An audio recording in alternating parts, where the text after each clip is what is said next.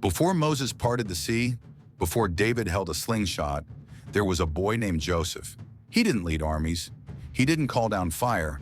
But his story, woven through betrayal, slavery, temptation, and redemption, became one of the most prophetic and powerful journeys in all of Scripture. Joseph's life begins not in royalty, but in rivalry. Born into a family of 12 sons, Joseph was the first child of Jacob's beloved wife Rachel, and Jacob made no secret of his favoritism. He gave Joseph a coat, not just any coat, but one of many colors, a symbol of honor in a world of dust and blood and jealousy. And that's where it all began. Joseph was only 17 when he had his first dream. In it, he and his brothers were binding sheaves of grain in the field, and suddenly his sheaf stood upright while theirs gathered around and bowed. He told his brothers, maybe with pride, maybe with innocence, but the result was the same. They hated him. Then he had another dream. This time the sun, moon, and 11 stars bowed to him. Even his father Jacob rebuked him, but kept the dream in mind. The dreams were from God, but they did not come with a warning. What's about to happen to you will break you. One day Joseph was sent to check on his brothers in the fields. They saw him coming from afar, that coat shining in the sun, and they plotted. "Here comes the dreamer," they said. "Let's kill him." But Reuben, the eldest, convinced them to spare his life. Instead, they stripped him of his coat and threw him into a pit, dry, dark, hopeless. And while he begged for mercy, they sat and ate bread. Then came a caravan of Ishmaelites. For 20 pieces of silver, they sold him, their brother, their blood, sold like livestock. He was taken to Egypt, a foreign land, a strange tongue, no coat, no family, no justice. But God was with him. Joseph was purchased by Potiphar, an Egyptian official. And in Potiphar's house, Joseph worked and prospered. Everything he touched flourished, and Potiphar noticed. But so did Potiphar's wife. Day after day, she tried to seduce him.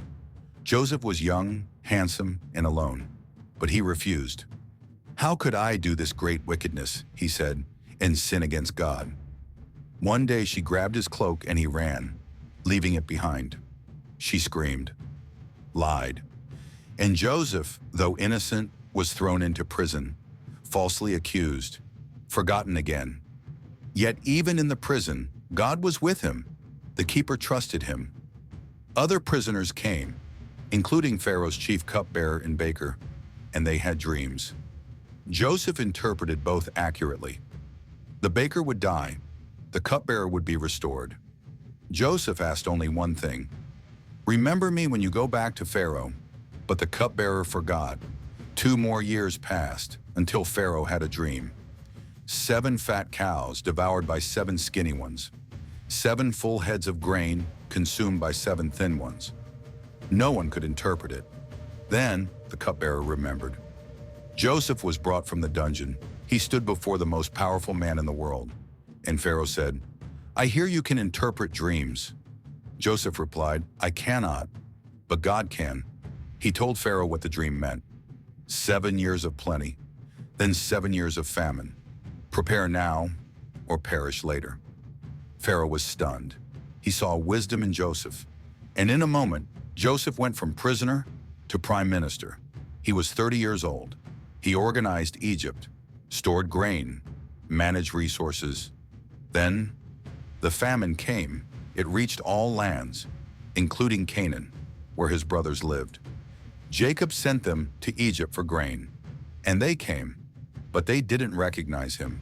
Joseph saw them, the same brothers who betrayed him. He spoke harshly, tested them, hid his identity.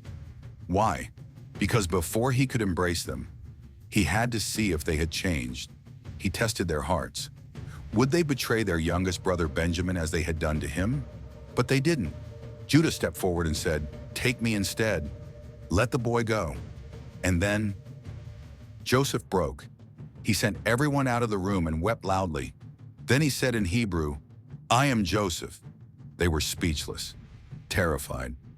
But he said something that shook the room. "You meant evil against me, but God meant it for good. Not revenge, not rage, redemption.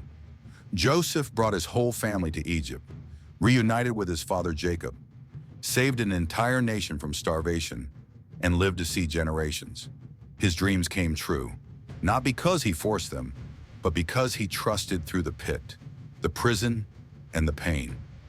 Joseph's life is a testimony. That destiny may not look like a straight line. That favor does not exempt you from suffering. That what people do to harm you, God can use to elevate you.